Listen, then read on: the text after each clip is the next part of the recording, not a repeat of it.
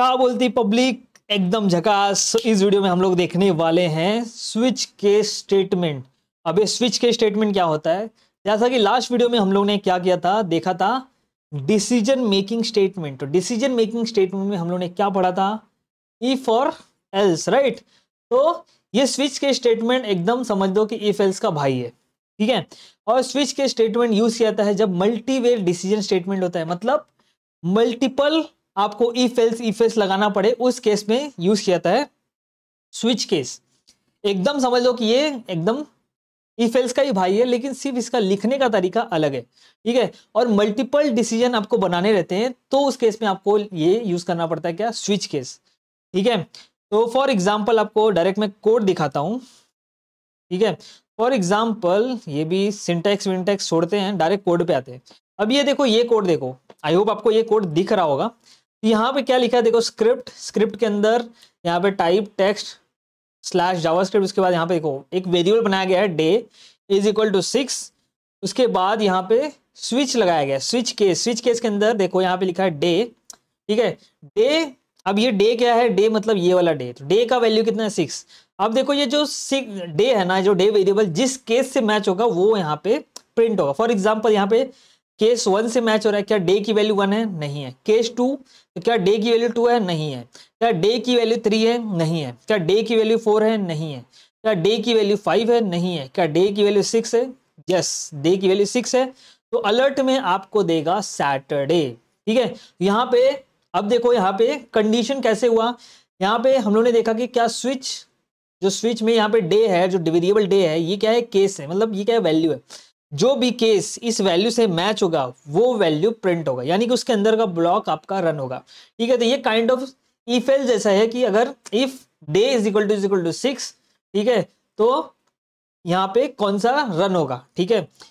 If day is equal to 1, तो यहाँ पे मंडे रहेगा। If day is equal to 2, तो यहाँ पे ट्यूसडे रहेगा। If day is equal to 3, तो यहाँ पे वेडनेसडे रहेगा। इसलिए if day is equal to 6, तो सैटरडे प्रिंट होगा, मतलब जो भी मैच होगा वो प्रिंट होगा। तो अगर देखो यहाँ पे मल्टीपल केसेस हैं, मल्टीपल केसेस को हैंडल करने के लिए क्या यूज किया जाता है, स्विच केस, ठीक है। अगर आपको यहाँ पे 3 देखो, तो switch case statement test the value of given expression against list of case. ये हम लोग क्या करते हैं, थियरी बाद में देखते हैं, पहले डायरेक्टली हम लोग अपना कोड इंप्लीमेंट करके देखते हैं, ठीक है। तो यहाँ पे आते हैं और मैं क्या करता हूँ, ये जो script.js है इसके अंदर मैं बना देता हूँ स्विच केस, ठीक है। यहाँ पे लिखता हूँ स्विच केस डॉट जेएस, ठीक है। मैंने क्या किया, स्विच केस डॉट जेएस करके एक फाइल बनाया, और इसमें हम लोग क्या करेंगे, जावास्क्रिप्ट लिखेंगे। मैंने सेपरेट फाइल बनाया ताकि आपको हर एक कॉन्सेप्ट सेपरेट फाइल में रहे, आप एक ही स्क्रिप्ट डॉट जेएस के अंदर सब कुछ लिख सकते हो, ठीक है। मैं स्विच केस डॉट जेएस के अंदर लिखता हूँ। अब यहाँ पे हम लोग क्या करेंगे, स्विच केस लिखने का तरीका क्या है, स्विच केस लिखने का तरीका बहुत ईजी है। आपको लिखना पड़ेगा स्विच, ठीक है। आपको क्या लिखना है, स्विच, उसके बाद ऐसा पैरेंथेसिस लिखना है, उसके बाद यहाँ पे ऐसा कर्ली ब्रेसेस लिखना है, ठीक है। फिर इसके अंदर आपको लिखना है केस, ठीक है। अब जो भी केस यहाँ पे आपको लिखना है वो यहाँ पे केस 1 सपोज रहेगा, फिर यहाँ पे केस 1 के अंदर क्या रहेगा वो लिखोगे, ठीक है। फिर इसके बाद सपोज केस 1 ऐसा रहेगा, ब्रेक, और फिर इसके बाद आ जाएगा आपका केस 2, ठीक है। केस 2 के अंदर, ठीक है। तो हम लोग क्या करते हैं, ऐसा कुछ रहेगा स्विच केस का स्टेटमेंट आपको बता रहा हूँ। स्विच के अंदर सपोज यहाँ पे मैं क्या करता हूँ, ये जो था ना अपना एज वाला एग्जाम्पल, इसको ही पहले इंप्लीमेंट करके दिखाता हूँ, फिर अपना वो जो वीक डेज वाला है ना, वो वाला हम लोग एग्जाम्पल देखेंगे, ठीक है। तो मैं यहाँ पे क्या करता हूँ, एक वेरिएबल बनाता हूँ वैर, और यहाँ पे एक एज इज इक्वल टू 18 ले लेते हैं, ठीक है।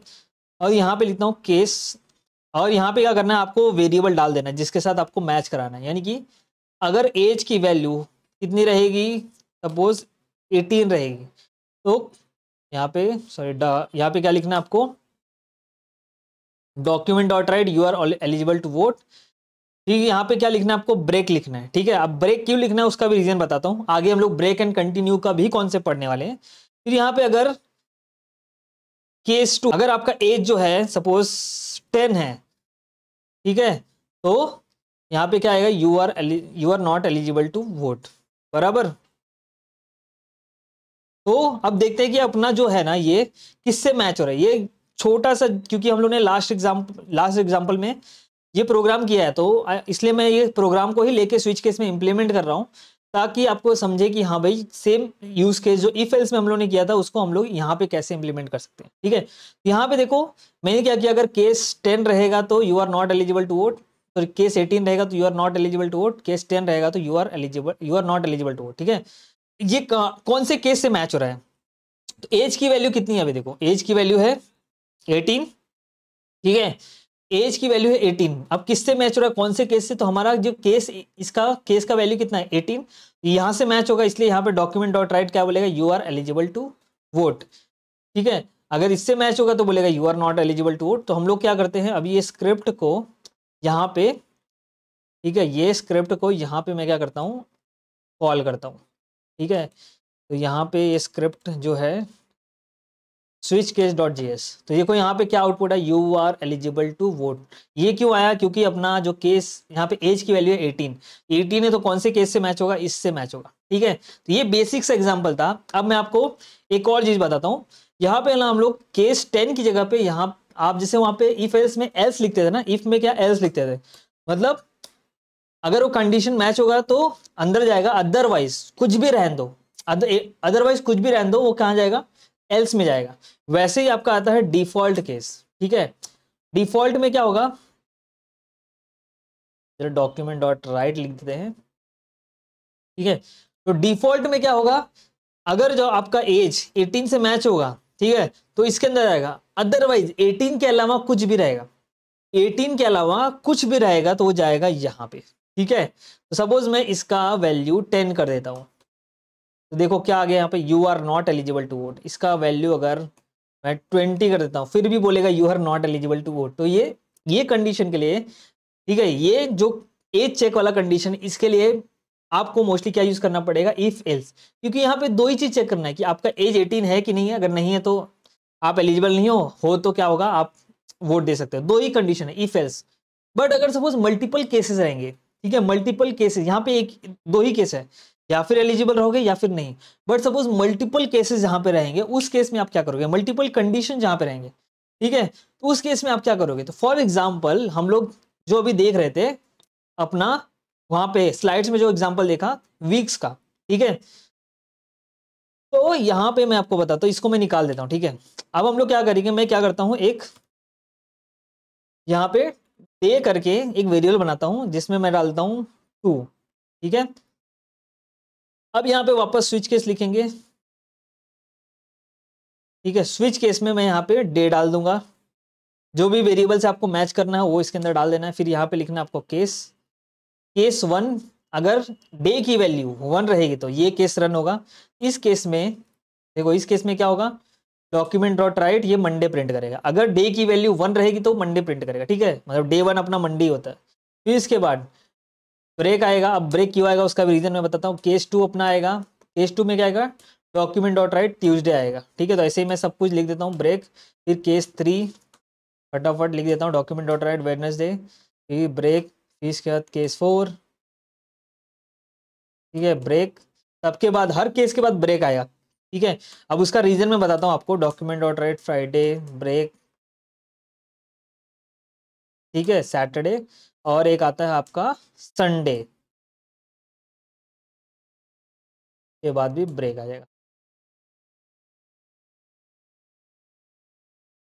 ठीक है, उसके बाद डिफॉल्ट में क्या आ जाएगा, इनवैलिड डे, यानी कि 1 2 3 ऑब्वियसली 1 से लेके 7 तक ही नंबर होते हैं। 1 से लेके 7 ही दिन होते हैं ना, 7 ही, तो 1 से लेके 7 नंबर होगा तो ये सारे मतलब मंडे से लेके संडे तक कोई भी एक डे प्रिंट होगा। अदरवाइज अगर आपने 1 से लेके 7 के अलावा कोई और नंबर लिया रहेगा तो इनवैलिड डे बोलेगा। ठीक है, इसके बाद भी, ठीक है, तो ये हो गया आपका पूरा स्विच केस। ठीक है, तो अब देखो ये इस केस में मैंने इफ एल्स क्यों नहीं यूज किया, इफ एल्स इसलिए, इफ एल्स भी यूज कर सकते हैं, इफ एल्स में भी आपका ऑप्शन आता है एल्स इफ का, if else if else if else if else if ऐसा लिख सकते हो। बट उससे बेटर वे है स्विच केस लिखना। स्विच केस उससे इजी वे भी है और बेटर वे भी है। ठीक है, तो अगर आप जहां पे भी मल्टीपल केसेस देखो, मल्टीपल कंडीशन देखो, उस केस में आपको यूज करना है स्विच केस। अब देखो यहाँ पे अपना डे की वैल्यू कितनी है 2, तो कौन से केस से मैच हो रहा है, इससे मैच हो रहा है क्या, नहीं। इससे मैच हो रहा है क्या, हाँ, तो यहाँ पे अपना वैल्यू कितना प्रिंट होगा, ट्यूसडे। यहाँ पे अगर मैं 6 दे देता हूँ तो क्या प्रिंट हो रहा है, सैटरडे। अगर मैं यहाँ पे 1 दे देता हूँ तो क्या प्रिंट हो रहा है, यहाँ पे देखो मंडे। ठीक है, तो सिंपल सा है, कुछ नहीं। इस स्विच के अंदर जो ये वेरिएबल है जिससे भी मैच होगा, ठीक है, उसके अंदर का जो ब्लॉक है वो रन होगा। ठीक है, अब ये ब्रेक क्यों यूज कर रहे हैं हम लोग, ब्रेक क्यों यूज कर रहे हैं, तो अगर मैं सपोज यहाँ पे मेरे डे की वैल्यू कितनी है, 1 है। ओके, अब मैं ये ब्रेक निकाल देता हूँ, सपोज यहाँ से इससे मैच हो रहा है अपना केस, राइट, ये डे की वैल्यू इससे मैच हो रही है, ये ब्रेक यहाँ से निकाल देता हूँ। अब देखो यहाँ पे क्या हुआ, ब्रेक निकालने के बाद ये ट्यूसडे भी प्रिंट हो गया, सब में से ब्रेक निकाल देता हूँ, तो यहाँ पे देखो वेडनेसडे भी प्रिंट हो गया। तो ब्रेक क्या करता है, ब्रेक का काम क्या है, यहां पे जाएगा केस 1 के अंदर, देखो ये यहाँ पे डे किससे मैच होगा, इससे, यहां पे जाएगा, ये प्रिंट करेगा, उसके बाद यहां से ही आपका जो प्रोग्राम है उसको टर्मिनेट कर देगा। उसके बाद बोलेगा भाई इसके आगे आपको रन नहीं करना है, अपना काम यहाँ पे बन चुका है, अपना काम हो चुका है। ठीक है, अपने को यहीं से निकल लेने का। ठीक है, तो ब्रेक का काम क्या करना है कि वहीं से आपका जो काम हो गया वहां पे, उसके बाद आप प्रोग्राम को टर्मिनेट कर दो। अदरवाइज अगर आप इसको निकाल दोगे तो ये सब केस में घुस जाएगा, इसके अंदर भी चले जाएगा। ठीक है, केस 2 में भी चले जाएगा, और यहाँ पे ऐसा ब्रेक नहीं लगा हो तो सबके अंदर घुस जाएगा ये। ठीक है, देखो अगर अभी ये डे, मतलब जहां पे भी उसका केस मैच हो उसके नीचे का सब, अगर ब्रेक नहीं लगाओगे, सब में से मैं ब्रेक निकाल देता हूँ। ठीक है, फिलहाल के लिए देखो सब में से ब्रेक निकाल दिया मैंने। ठीक है, अब देखो यहाँ पे मेरा केस मैच हो रहा है, इसके नीचे जितना भी प्रोग्राम है सबको रन कर रहा है, और सबका सबका आउटपुट दे रहा है। यहाँ पे देखो सब सब डे प्रिंट हो रहा है, बट अगर मैं डे की वैल्यू यहाँ पे कर देता हूँ 4, तो कहाँ से कहाँ पे मैच हो रहा है, इस बार देखो मंडे नहीं प्रिंट हुआ, ट्यूसडे नहीं प्रिंट हुआ, वेडनेसडे नहीं प्रिंट हुआ, क्या प्रिंट हो रहा है, डे की वैल्यू 4 है, तो क्या प्रिंट हो रहा है, थर्सडे। तो थर्सडे के बाद जितनी भी वैल्यू है सब प्रिंट हो रही, तो थर्सडे के बाद देखो इनवैलिड डे भी प्रिंट हो गया, तो थर्सडे के बाद क्या हो रहा है, वो ब्रेक नहीं हो रहा है। अपने को क्या चाहिए, जैसे ही वैल्यू उसको मिल जाए वहां पे ही ब्रेक हो जाना चाहिए, इसलिए यहाँ पे आपको ब्रेक लगाना है। ठीक है, तो कभी भी आपको प्रोग्राम टर्मिनेट करना है जहां से, वहीं पे ब्रेक लगा दो, पूरा का पूरा प्रोग्राम टर्मिनेट हो जाएगा। हमको क्या चाहिए कि जहां पे ही वो मैच हो जाए अपना वैल्यू, उसके बाद और कुछ प्रिंट नहीं होना चाहिए। ठीक है, ये था आपका स्विच केस, एकदम छोटा सा एग्जांपल और एकदम स्वीट एंड सिंपल कॉन्सेप्ट। ठीक है, तो आई होप आपको ये चीज समझ में आ गई रहेगी। तो बढ़ते हैं नेक्स्ट टॉपिक की तरफ।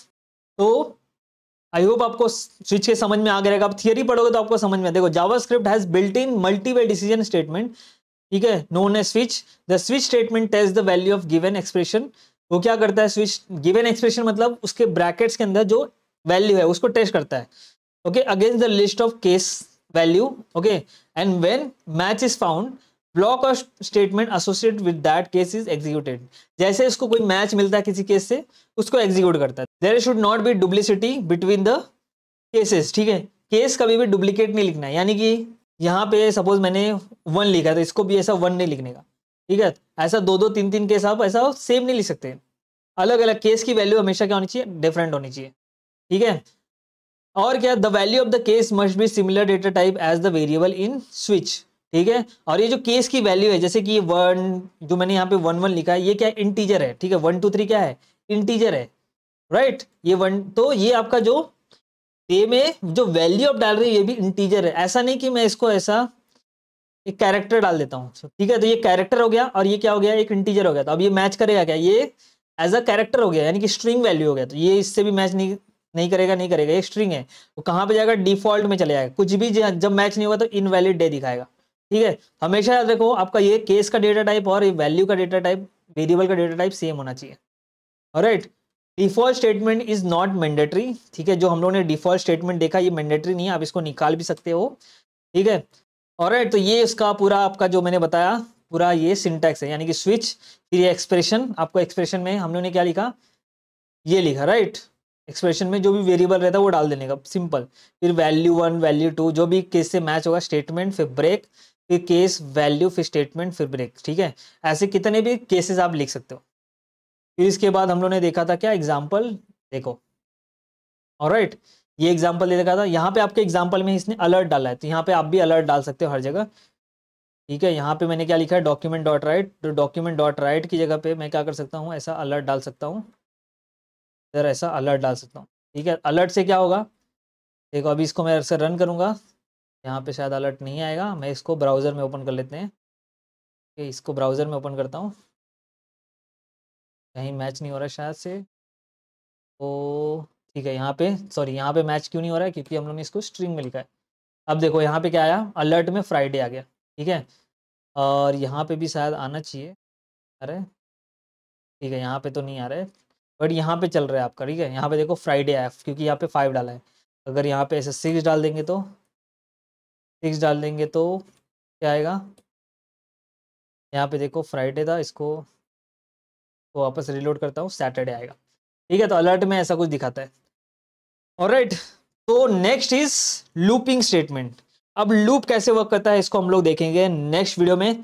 तो आई होप आपको वीडियो पसंद आ रहेगा, तो उसके लिए एक लाइक बनता है, और अगर चैनल को सब्सक्राइब नहीं किया तो चैनल को सब्सक्राइब भी कर दो, और इस वीडियो को जितना हो सके शेयर करो इस चैनल को सपोर्ट करने के लिए। मिलते हैं किसी और वीडियो में, टिल देन बाय बाय।